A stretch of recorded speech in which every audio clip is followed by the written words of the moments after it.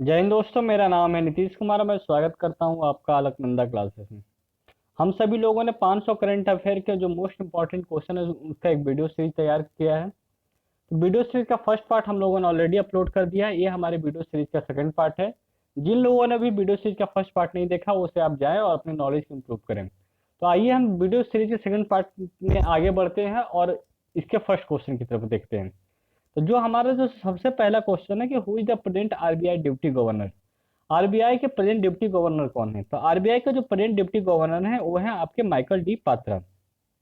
अगर मैं other option की बात करता हूं तो जैसे कि एनएस विश्व जो प्रेजेंट आरबीआई के डिप्टी गवर्नर कौन है वो है हमारे Michael D Patra ji.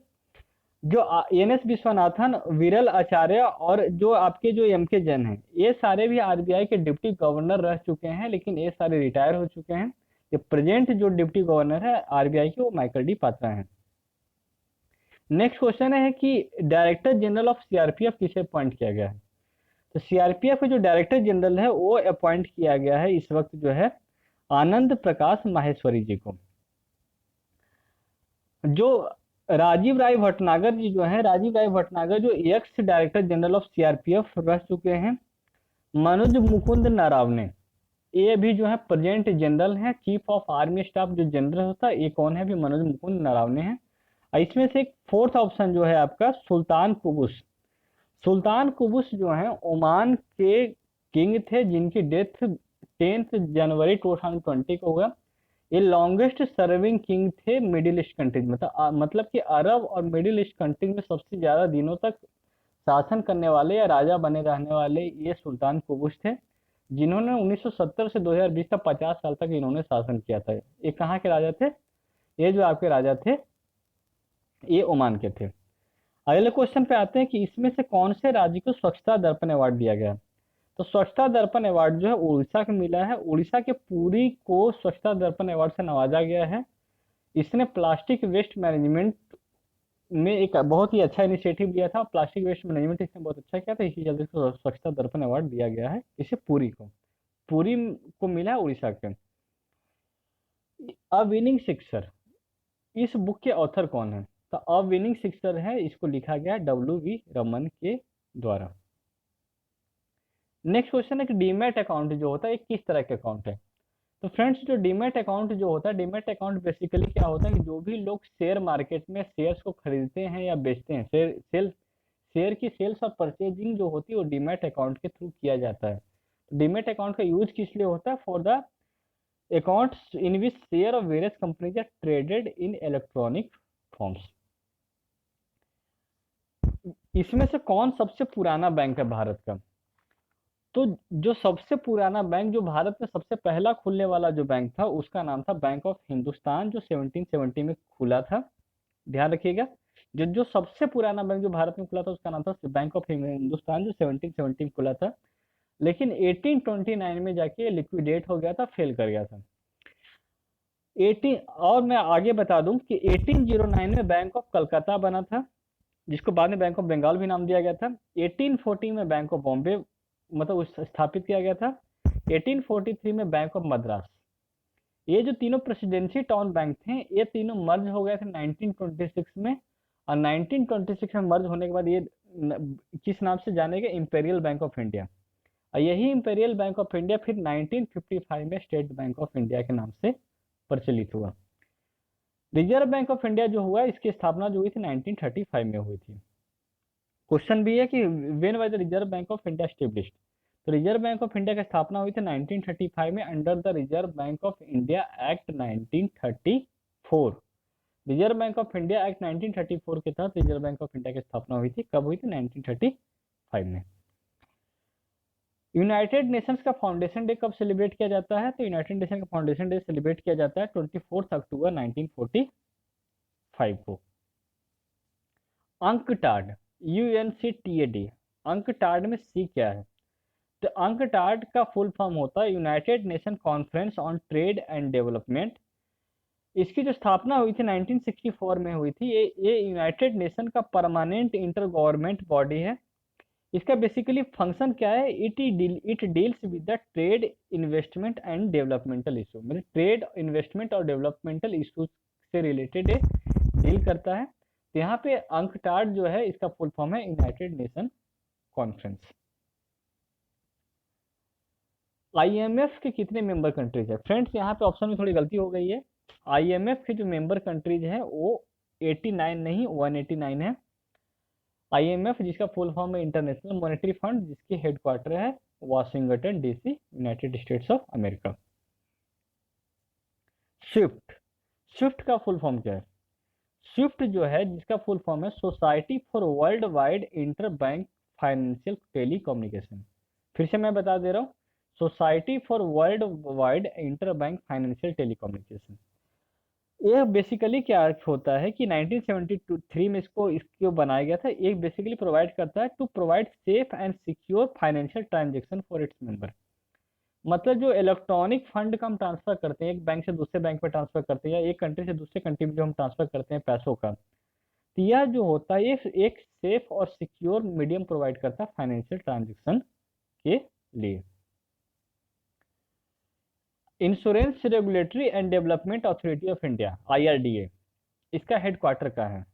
Insurance regulatory and development authority of India का जो हेडक्वार्टर है ये आपका है हैदराबाद तेलंगाना में। इसके जो अभी चीफ हैं इसका नाम है Subhash Chandra Khuntia. Insurance regulatory and development authority of India basically क्या करता है कि जो भी इंश्योरेंस कंपनीज हैं जो हमारे कंट्री में उनको रेगुलेट करता है, उनके ऊपर सुपरविजन करता है, उनके मतलब उनके लिए उनकी देखरेख करता है।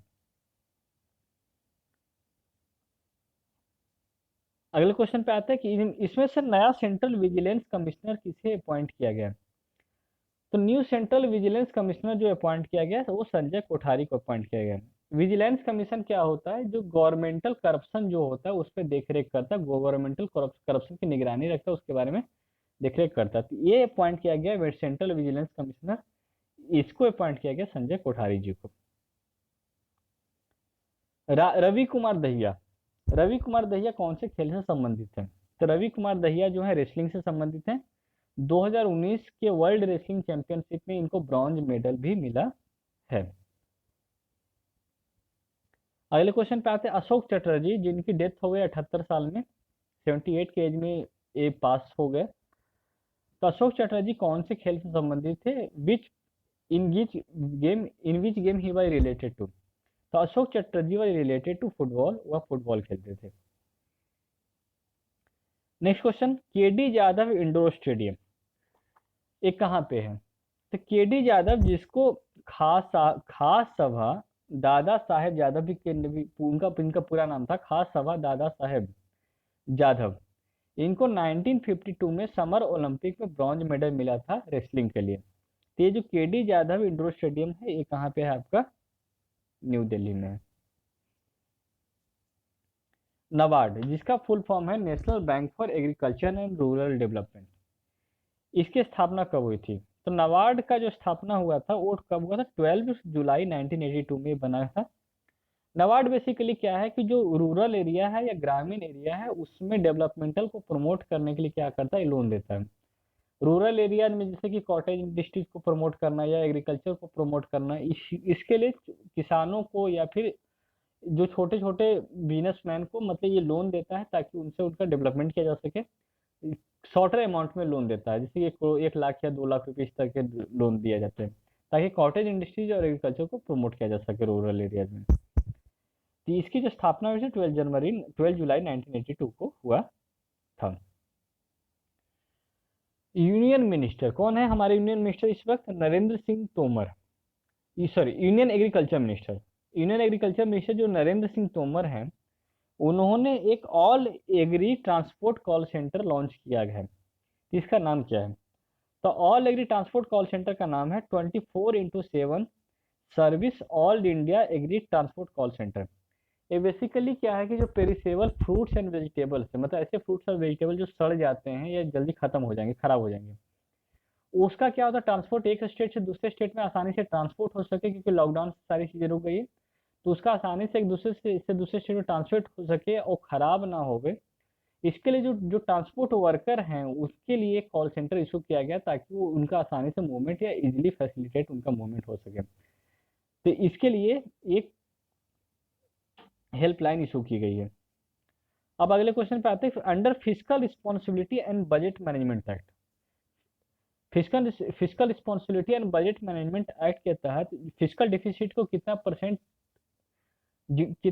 जीडीपी के तक कम करने का टारगेट किया गया है। तो ये जो कम करने का टारगेट जो मार्च 2020 में 3.5% था, लेकिन एक्चुअल में हुआ क्या कि लॉकडाउन बढ़ने के कारण हमारी इकोनॉमी थोड़ी स्लम्प हो गई, ठप हो गई। तो निर्मला सीतारमन ने कहा कि फिजिकल डिफिसिट जो है इसको रिड्यूस करने का टारगेट 3.5 से बढ़ के 3.8% हो गया है जीडीपी का।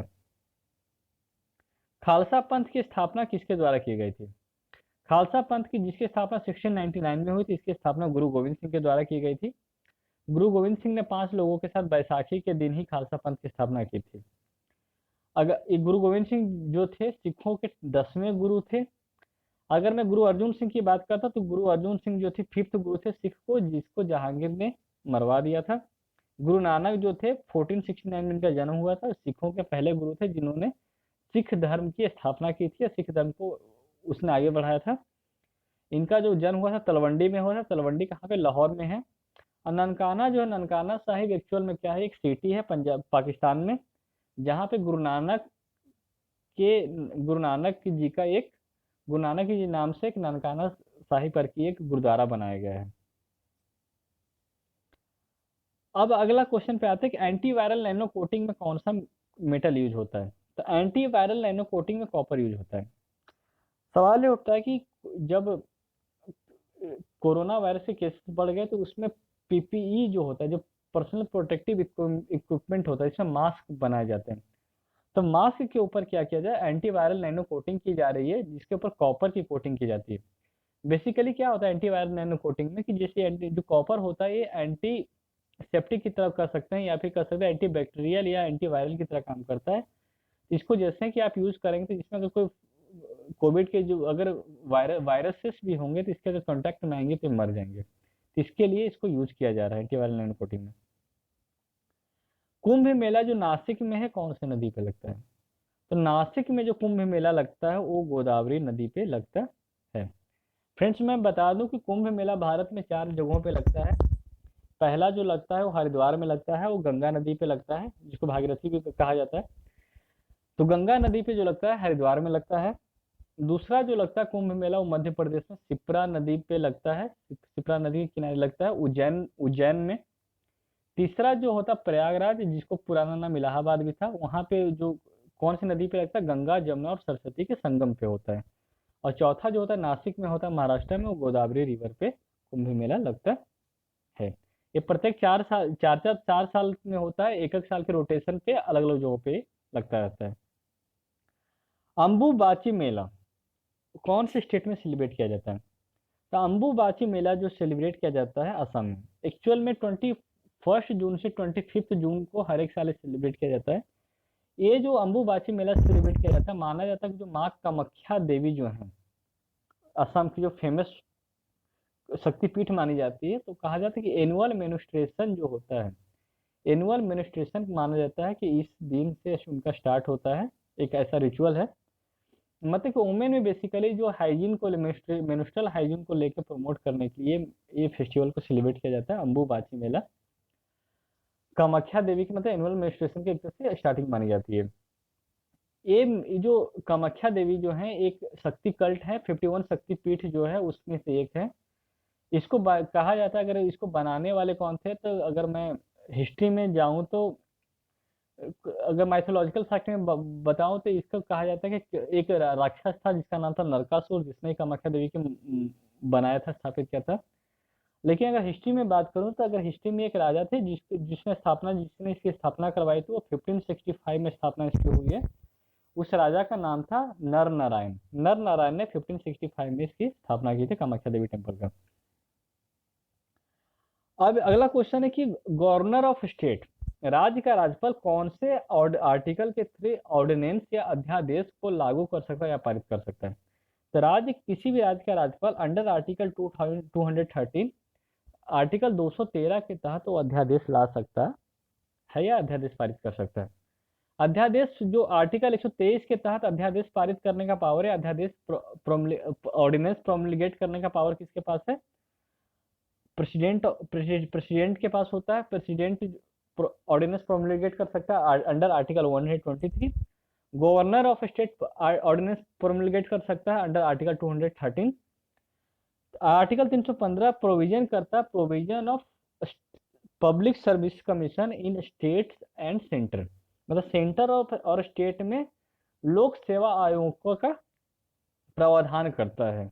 और आर्टिकल 356 जो है वो स्टेट इमरजेंसी, मतलब कि राज्य का आपात जो होता है, आपातकाल होता है, राज्यों में आपातकाल जो लगता है, स्टेट इमरजेंसी का प्रोविजन होता है अंडर आर्टिकल 356। एक बात और मैं बता दूं कि जो सबसे पहला राज्य जहां पे आपातकाल लगा था वो राज्य जो था आपका पंजाब था। इक्वालिटी ऑफ अपॉर्चुनिटी, अवसर की समानता, यह कौन से आर्टिकल के तहत आता है? तो अवसर की समानता या अवसर समानता का अधिकार जो है आपका आर्टिकल 16 के तहत है। मतलब कि सभी इसमें कि गवर्नमेंट में जॉब्स में या एजुकेशन इंस्टीट्यूशन में अवसर की समानता मिलनी चाहिए।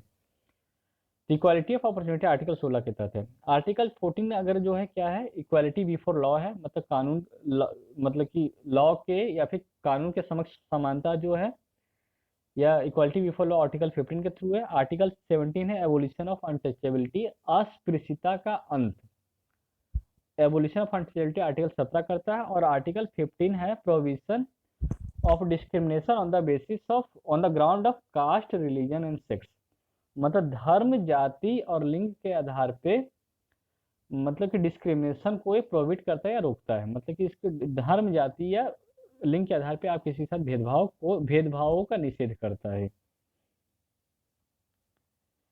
10% रिजर्वेशन जो इकोनॉमिकली वीकर सेक्शन, जो अनरिजर्व कैटेगरी के लिए जो 10% इकोनॉमिकली वीकर सेक्शन को रिजर्वेशन का जो प्रोविजन किया गया है वो कौन से कॉन्स्टिट्यूशनल अमेंडमेंट के थ्रू किया गया? तो ये 103rd अमेंडमेंट है, इकोनॉमिकली वीकर सेक्शन के लिए 10% रिजर्वेशन का अमेंडमेंट जो है।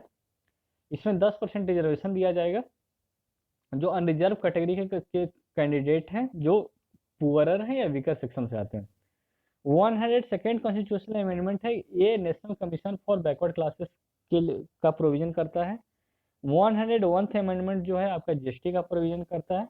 और 100th अमेंडमेंट करता है, it ratified the border dispute between India and Bangladesh, India और बांग्लादेश के बीच में जो बॉर्डर है उसके डिस्प्यूट को रेटिफाई करता है। वर्ल्ड फ्रीडम इंडेक्स में इंडिया का रैंक क्या था? Sorry, press freedom index, press freedom index में इंडिया का रैंक क्या था 2020 का? तो वर्ल्ड प्रेस फ्रीडम इंडेक्स में इंडिया का रैंक 142 है। दुर्भाग्यपूर्ण ये दो रैंक नीचे घट गया है, पिछले साल 140 था, इस साल 142 चला गया है। ये जो 141 चाइना, ये 177 है चाइना का रैंक है।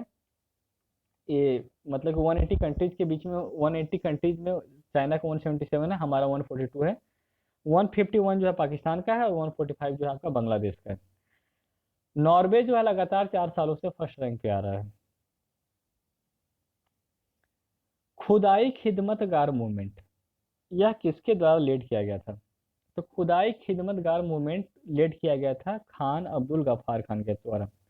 खान अब्दुल गफ्फार खान, जिनको फ्रंटियर गांधी भी कहा जाता था, इन्होंने 1933 में सेंट्रल वेस्टर्न प्रोविंस से एक मूवमेंट लीड किया था जिसको खुदाई खिदमतगार मूवमेंट कहा जाता था। इसमें क्या हुआ था कि कीसा खवानी नाम का एक जगह था, वहां पे 1930 में एक मसाकर हुआ था, इसमें बहुत सारे लोगों की डेथ हो गई थी।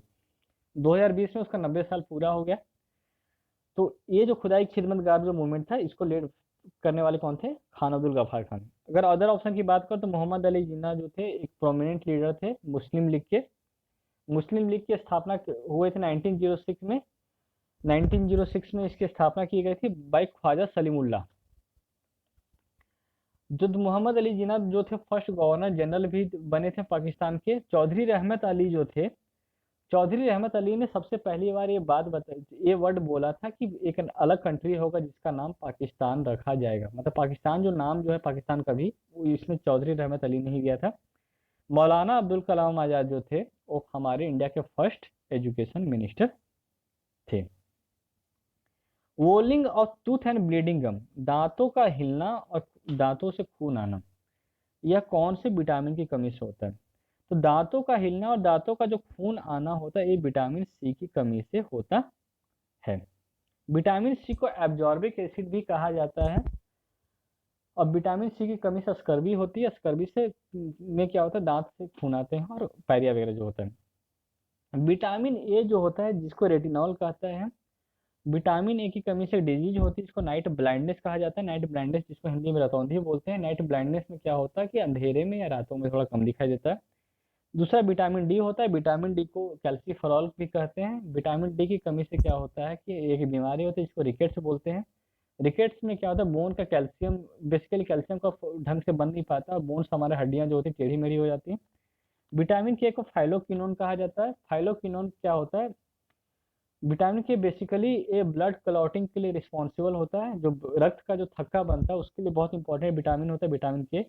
और एक और विटामिन होता है विटामिन बी में बहुत सारे होते हैं, उसको मैं डिस्कस नहीं करूंगा। विटामिन ई मैं बता देता हूँ। विटामिन ई जो होता है जिसको टोकोफेरॉल कहा जाता है। विटामिन ई को एंटी स्टेरिलिटी विटामिन भी कहा जाता है। अब विटामिन ई के ब्यूटी विटामिन भी कहा जाता है। अगले क्वेश्चन पे आते हैं कि फीमेल एनोफिलिस मॉस्किटो जो मलेरिया कॉज करती है, तो वह किस पैथोजन की कैरियर होती है। पैथोजन मतलब अपने कौन से जीव, मतलब कौन से पैथोजन, मतलब कौन सी बीमारी पहुंचाने वाले जर्म्स का कैरियर होता है। तो जो फीमेल एनोफिलिस मॉस्किटो है तो वो प्लाज्मोडियम को कैरी करती है। बेसिकली होता क्या है कि जो मलेरिया होता है एक प्रोटोजोआ के कारण होता है जिसका नाम होता है प्लाज्मोडियम विवैक्स या प्लाज्मोडियम फल्कीपेरम। ये दोनों मेन कैरियर ऑर्गेनिज्म है जिससे मलेरिया होता है। तो जिसको भी मलेरिया होता है उसके ब्लड में दोनों प्लाज्मोडियम है। उसको अगर मच्छर काटता है तो मच्छर जैसे ब्लड सक करेगा तो उसके लार्वा में आ जाएगा ये प्लाज्मोडियम। यही उसके लार्वा में रहता है, मतलब उसके गले में या लार्वा में रहता है। और यही जो मच्छर जो दूसरे आदमी को काटता है तो उसको फिर इन्फेक्ट कर देता है। यह जो मच्छर जो होता है किसका कैरियर होता है, प्लाज्मोडियम का कैरियर होता है। जो कि 25th वेस्टर्न जोनल काउंसिल जो हुआ है वो किसके वाइस चेयरमैनशिप में हुआ है। तो वेस्टर्न जोनल काउंसिल जो हुआ है 25th, ये किसके चेयरमैनशिप में हुआ, ये महाराष्ट्र के अंडर में हुआ है। ये वेस्टर्न जोनल काउंसिल क्या है इसके बारे में अगले क्वेश्चन में मैं आपको डिस्कस कर देता हूँ। एक्चुअल में जोनल काउंसिल होता क्या है कि 4 या 5 स्टेट का एक ग्रुप होता है। बेसिकली वहाँ से डेवलपमेंट और उनसे रिलेटेड कुछ मीटिंग वगैरह उन लोग करते हैं ताकि उसका एक कोलैबोरेटिव डेवलपमेंट किया जा सके। तो जो 25th जो वेस्टर्न जोनल काउंसिल जो आपका हुआ था ये कहाँ पे हुआ था, महाराष्ट्र में हुआ था। ये इसका जो थीम, जैसा कि मैंने बताया, इसका जो जो थीम जो क्या था, ये थीम था साइबर सेफ्टी। जो इसका जो बेसिकली थीम था कि it will to present a road map for safety of women online and a way of curbing cyber bullying. मतलब महिलाओं की सुरक्षा और साइबर बुलिंग को रोकना। जो वेस्टर्न जोनल काउंसिल हुआ था इसका इसका जो कहाँ पे हुआ था, under the vice chairmanship of Maharashtra. 2019 में गोवा के चेयरमैनशिप में हुआ था। अब इसके अगले क्वेश्चन पे आ जाते हैं। जोनल काउंसिल के बारे में ये सारी कौन सी बातें सही हैं। तो जोनल काउंसिल कॉन्स्टिट्यूशनल बॉडी होते हैं, तो पहला जो ऑप्शन है गलत है। जोनल काउंसिल कॉन्स्टिट्यूशनल बॉडीज नहीं होता है, ये नॉन कॉन्स्टिट्यूशनल बॉडीज है। They were established by the State Reorganization Act of 1956। State reorganisation act 1956 के तहत इसको बनाया गया था, ये बिल्कुल सही है। इस एक्ट ने जोनल काउंसिल को 5 पार्ट में डिवाइड किया था, मतलब 5 जोन्स में डिवाइड किया था, eastern, western, northern, southern and central. तो ये बिल्कुल सही है कि जो ये एक्ट है ये 5 जोनल काउंसिल में डिवाइड किया था। 5 जोन है बेसिकली इंडिया के, eastern, western, northern, southern and central. जो zonal council function under the aegis of ministry of home affairs, मतलब मिनिस्ट्री ऑफ होम अफेयर्स के अंतर्गत ये काम करता है, तो ये भी बिल्कुल सही है। इसके जो चेयरमैन होते हैं होम मिनिस्टर होते हैं, और वाइस चेयरमैन जो होते हैं इसके हर एक जो भी जोनल काउंसिल के मेंबर हैं उसके जो चीफ मिनिस्टर होते हैं इसके वाइस चेयरमैन होते हैं। और नदर्न ईस्टर्न काउंसिल जो था ये क्रिएट किया गया था by the separate act of parliament, मतलब separate in the separate northern eastern council act of 1971। मतलब northern eastern council act 1971 act के द्वारा नदर्न ईस्टर्न काउंसिल को बनाया गया था, तो ये भी आपका सही है।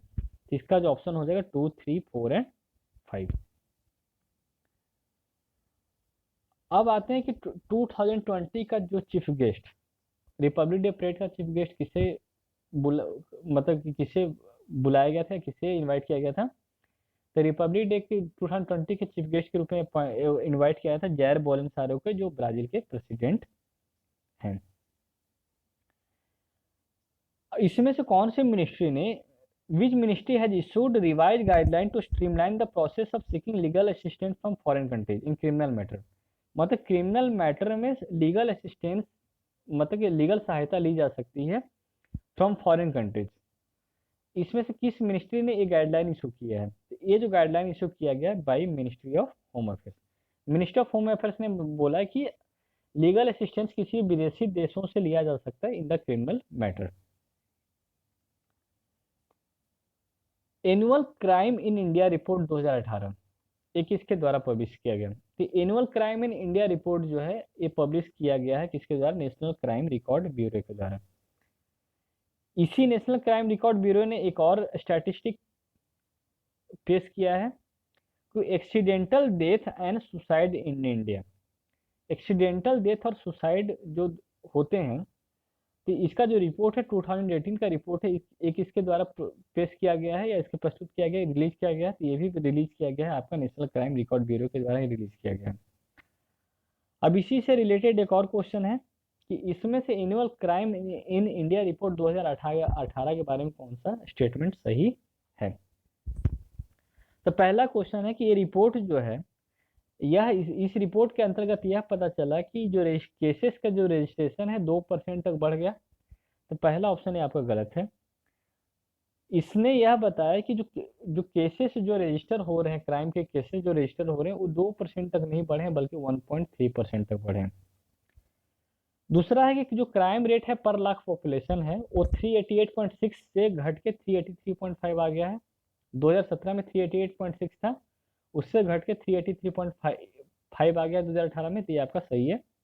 क्राइम रेट पर लाख जो हो गया घट गया है 2018 के में 2017 के कंपेरिजन।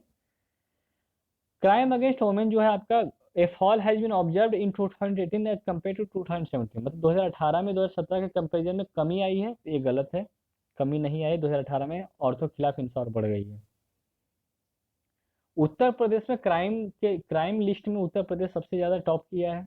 तो जी हाँ, बिल्कुल उत्तर प्रदेश में सबसे ज्यादा हिंसा होती है और क्राइम लिस्ट में उत्तर प्रदेश टॉप किया है। उसके बाद महाराष्ट्र और वेस्ट बंगाल है। और दिल्ली जो है मेट्रोपॉलिटन सिटी में टॉप किया है। तो इसका ऑप्शन हो जाएगा 2, 3 एंड 5। ठीक है, अब अगले क्वेश्चन पे आते हैं।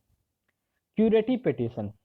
क्यूरेटिव पिटीशन आपने निर्भया केस में सुना होगा कि निर्भया केस में जो उसके डिफेंस के लॉयर जो थे, पिटीशन पे पिटीशन डाले जा रहे थे, तो उसी में क्यूरेटिव पिटीशन का जिक्र हुआ था। तो क्यूरेटिव पिटीशन कौन सा आर्टिकल के थ्रू होता है? तो क्यूरेटिव पिटीशन का जो पावर है अंडर आर्टिकल 142। क्यूरेटिव पिटीशन क्या होता है? बेसिकली जैसे कि जो भी एग्रीव्ड पर्सन है, मतलब जो भी आदमी को सजा सुना दिया गया है, तो उसके पास एक लास्ट ऑप्शन है कि क्यूरेटिव पिटीशन अपील कर सकता है, ताकि उसमें कि कुछ सजा को क्यूरेटिव पिटीशन की तरह ये याचिका की जाती है कि कुछ सजा को मतलब ध्यान रखते हुए थोड़ा सा मतलब सजा को कम किया जा सके या माफ किया जा सके उसके को देखते हुए। बेसिकली क्यूरेटिव पिटीशन इसलिए भी होता है कि जो हमारे जो जजेस द्वारा जो मतलब कि सजा सुनाया गया है वो मतलब कि उनको सुनाने में कोई गलती ना हो जाए, इसी चलते क्यूरेटिव पिटीशन पे फिर से ध्यान दिया जाता है। तो ये अंडर आर्टिकल 142 के तहत होता है। अंडर आर्टिकल 142 जो है, सुप्रीम कोर्ट के पास एक स्पेशल पावर है कि वो जस्टिस को प्रोवाइड करने के लिए जो रिटेन कॉन्स्टिट्यूशन मतलब लॉ के अनुसार जो भी कानून या प्रावधान है, उसके अलावा भी वो अपने कुछ मतलब उसके पास स्पेशल पावर है कि वो डिसीजन ले सकता है और फैसला या जुरिडिक्शन सुना सकता है। ये आर्टिकल 142 के तहत सुप्रीम कोर्ट को एक स्पेशल पावर ग्रांटेड है। और इसके अंतर्गत उसने बहुत सारे फैसले भी सुनाए हैं अंडर आर्टिकल 142 के तहत। जैसे कि आपने सुना होगा भोपाल गैस ट्रेजेडी हुआ था, तो उसमें क्या हुआ था कि मतलब कि बहुत सारे वर्कर को उनको मतलब कंपनसेशन के लिए सुप्रीम कोर्ट ने कहा था कंपनी को देने के लिए। अब सुप्रीम कोर्ट के पास पावर होता है कि वो अपने जजमेंट को रिव्यू कर सके, मतलब उसने जो फैसला सुना है उसको रिव्यू कर सके और उसको पुनर्याचिका, जिसको हिंदी में पुनर्याचिका कहते हैं, कि वो अपने जो जजमेंटल है उसको रिव्यू कर सके, या जिसको रिव्यू पिटीशन के भी नाम से कहा जाता है। तो रिव्यू जो है, रिव्यू पिटीशन है कौन से आर्टिकल के थ्रू है? तो रिव्यू पिटीशन होता है अंडर आर्टिकल 137।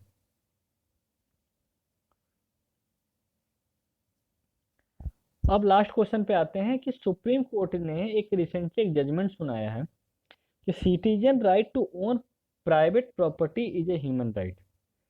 मतलब नागरिकों के पास अपनी प्राइवेट प्रॉपर्टी का अधिकार उसका ह्यूमन राइट है। और इसने इस आधार पे कोर्ट ने अपना एक एक्स्ट्रा ऑर्डिनरी ज्यूरिडिक्शन उसने अपना सुनाया है। तो ये जो एक्स्ट्रा ऑर्डिनरी ज्यूरिडिक्शन था उसने किस आर्टिकल के अंतर्गत सुनाया था? तो ये एक्स्ट्रा ऑर्डिनरी ज्यूरिडिक्शन जो सुप्रीम कोर्ट ने सुनाया है ये अंडर आर्टिकल 136 एंड 142 के तहत सुनाया है। आर्टिकल 136 स्पेशल लीव पिटीशन होता है। आर्टिकल 142 जैसा कि मैंने बताया कि सुप्रीम कोर्ट के पास स्पेशल पावर होता है कि वो फैसला ले सकता है। ये बेसिकली केस हुआ क्या था कि हिमाचल प्रदेश में एक 80 साल की महिला थी।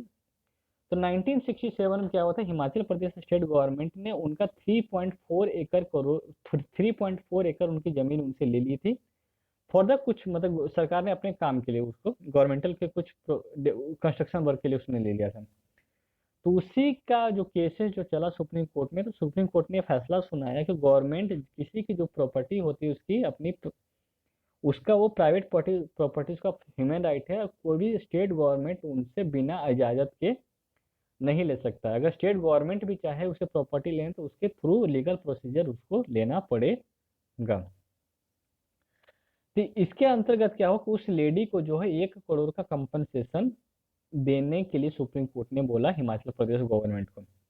मैं बता दूं कि जो राइट टू प्रॉपर्टी जो था पहले आर्टिकल 31 के तहत ये फंडामेंटल राइट था, लेकिन बाद में ये under the 44th amendment act 1978 ये फंडामेंटल राइट नहीं रह गया राइट टू प्रॉपर्टी, ये 300A के तहत अब ये कॉन्स्टिट्यूशनल राइट हो गया है। तो फ्रेंड्स ये था हमारा इस वीडियो का लास्ट क्वेश्चन। आई होप आपको ये वीडियो बहुत ही पसंद आया होगा। इस वीडियो से आपकी नॉलेज थोड़ी इंप्रूव हुई होगी। अगर आप चाहते हैं कि हम आपके लिए इसी तरह वीडियो लाते रहें, अभी इस वीडियो सीरीज का और भी आने वाले वीडियो जाते रहेंगे, तो हम अगले वीडियो आपके लिए जल्द से जल्द लेके आएंगे। और इससे पहले जो फर्स्ट वीडियो अगर आपने नहीं देखा तो उस वीडियो को भी जाके जरूर देखें। होपफुली आपके नॉलेज में काफ़ी इंप्रूवमेंट आएगी। मुझे उम्मीद है आपको ये वीडियो बहुत पसंद आया होगा, आप इसे एंजॉय किए होंगे। Wish you very good luck.